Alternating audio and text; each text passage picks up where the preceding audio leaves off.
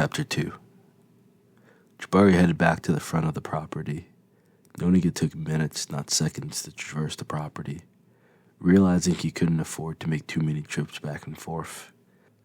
He moved his truck further on the property, riding around to find a good place to start, realizing even 30,000 might have been undercutting, working for the actual enemy.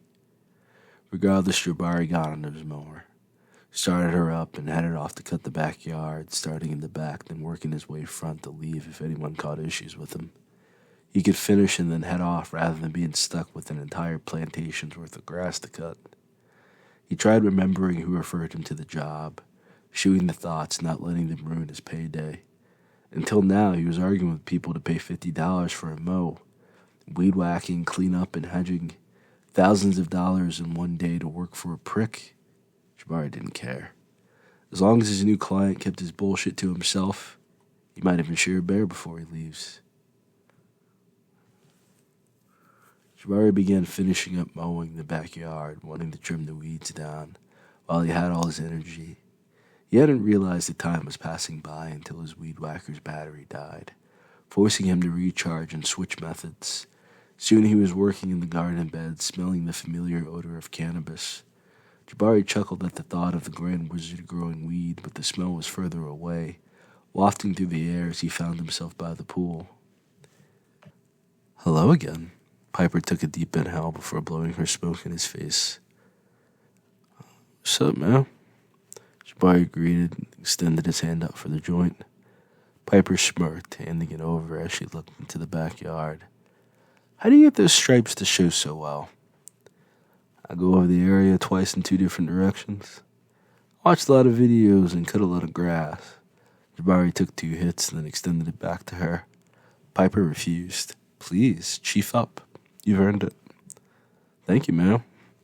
"I'm not a ma'am," Piper laughed behind her hands. "Just trying to be polite, miss."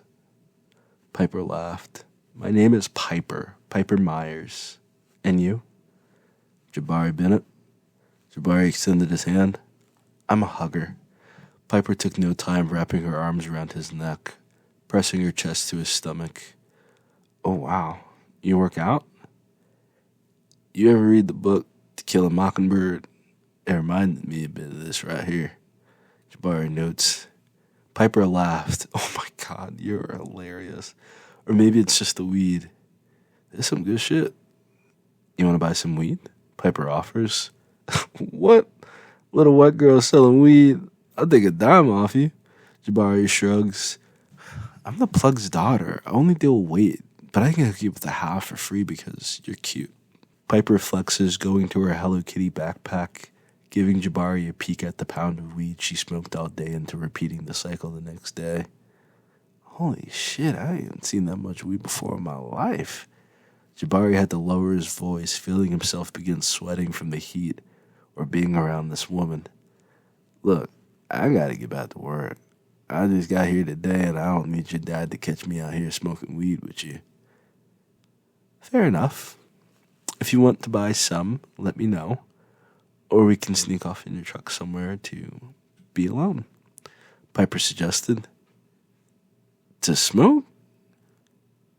"Yeah, smoking." Piper rolled her eyes, realizing Jabari was oblivious. "Thank you for the refreshment. I'll finish up the front yard, then head off to my next house." Jabari bows his head, starting for his mower.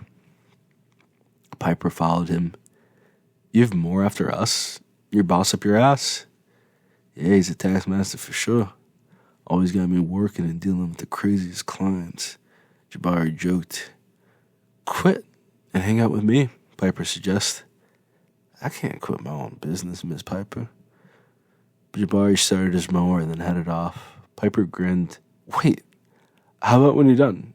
If you are your boss, you have time to smoke with me. I'll be ready for a good session." Jabari considered the idea of getting smoked up by the daughter of the Imperial Wizard, and it would be hard giving up such a story to tell. "It depends on a lot of factors." Jabari brushed her off, heading off to focus on his work. Piper bit her thumb, going to his truck off to the back of the house, lighting up her blunt as she waited for him to return. eventually getting bored when she heard the mower still going 10 minutes later, realizing he was barely halfway done and would likely be another 15 to 20 minutes. Piper headed inside, finding the live-in maid, requesting she makes her lunch for two, then went upstairs to change. When Piper returned outside, she found Jabari weeding the garden beds on the side of the house. Piper searched for Jabari, holding a tray of finger foods and a pitcher of iced tea. Piper set herself up with a great view of the shirtless gardener, squatted down in the gardens. The front yard and backyard were immaculate. He was now doing extra, and his truck was out of sight. Her father would question nothing, and now he had no excuses to avoid her. Out of view, and his job was already done. "Hey, ready for a break?" Piper called out, sipping a cup of iced tea. Jabari turned his head over his shoulder, spotting Piper in a lawn chair with tiny sandwiches with the crust cut off, with different meats and cheeses. Jabari was blown away by her hospitality, even shocked when Piper pulled out 2 joints, extending one to him. "Thank you, Miss Piper." "So, are you done for the day?" "I'm trying to leave a good impression. Figure I might as well pluck some weeds while I wait for my string trimmer to charge." "String trimmer?" Piper covered her mouth, blushing at having no idea about tools. "A weed whacker?" Jabari shook his head, taking a lighter from his pocket to spark up his spliff. "Oh, the thing that sends the rocks and dirt everywhere." Piper clapped her hands, understanding immediately. "Basically. Yeah, you use it for the grass along the edge of the house. It looks like it hasn't been touched in months. My dad tried doing it himself, but didn't know how much work it would be. And then he asked one of his lodge brothers to do it. The guy robbed him, showed up, cut the grass, and dipped. Dad called him every name in the book. He tried doing it himself again, and now you're here. When people think you're rich, they take advantage of you," Piper recalled. "Such a shame being rich and white in America. How do you cope?" Jabari chuckled. "You think I'm being an entitled little bitch?" Piper leaned forward before holding the joint to her lips. "I can't imagine you got harder than someone poor that got to deal with your dad's boys. You ain't got to fixate on life, dignity, or death, dealing with your people. You got to worry about broke motherfuckers asking you for money. Everybody got to deal with that." Piper bit her lips as Jabari lit her joint, taking a swallow to inhale before blowing the smoke in his face, giving Jabari a wink. She remained quiet, enjoying his drawl as he spoke. "Now, why you keep blowing smoke in my face?" Jabari gritted his teeth, ready to tell her off. "In France, it means you want to have sex with someone," Piper explained matter-of-factly. "Oh, I've never been to France. Wait, me?" Jabari pointed to himself, beginning to laugh, wishing he could loosen his collar, but he wasn't wearing a shirt. Piper nodded, repeating the gesture before lowering herself to her knees before Jabari.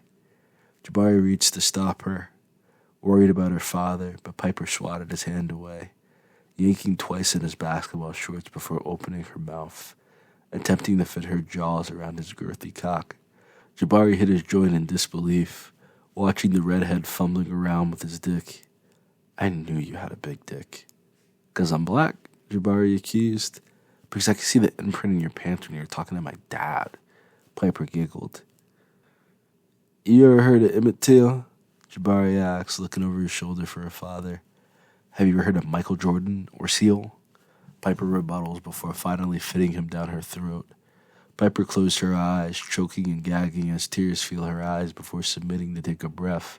Jabari bit his lips, watching her move in again, and ran his hands through her hair as Piper found a steady pace, slurping and sucking all over his cock until her jaw began to hurt. "You done?" Jabari asked, beginning to pull up his pants. "You didn't even come. You didn't like it?" Piper says, offended. "What? It's not even like that, baby girl. I'm not trying to get killed over you."